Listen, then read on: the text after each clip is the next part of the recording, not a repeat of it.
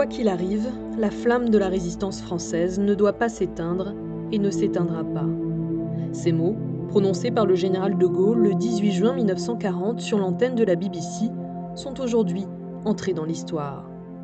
Arrivé à Londres la veille depuis Bordeaux, le général de Gaulle est peu connu et surtout bien seul. Il n'a ni troupes ni force politique.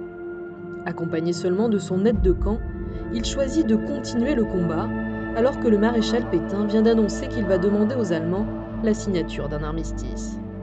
Grâce à l'appui du Premier ministre britannique Winston Churchill, il est autorisé à intervenir sur les ondes de la radio britannique. C'est dans un petit appartement londonien qu'il rédige et rature le texte de son appel.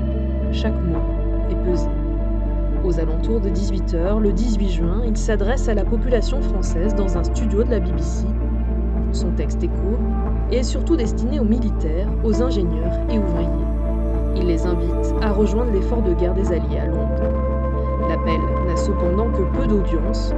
Face à la déroute militaire et à la débâcle dans l'Hexagone, les Français ont alors d'autres priorités qu'écouter la BBC et encore moins un général inconnu. Quelques journaux reprennent toutefois son texte le lendemain. L'enregistrement n'a pas non plus été conservé.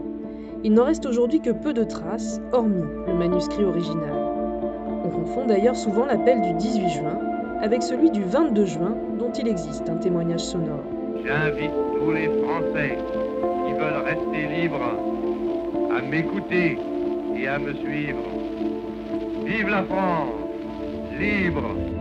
Malgré tout, il est considéré comme l'acte fondateur de la France libre et de la résistance.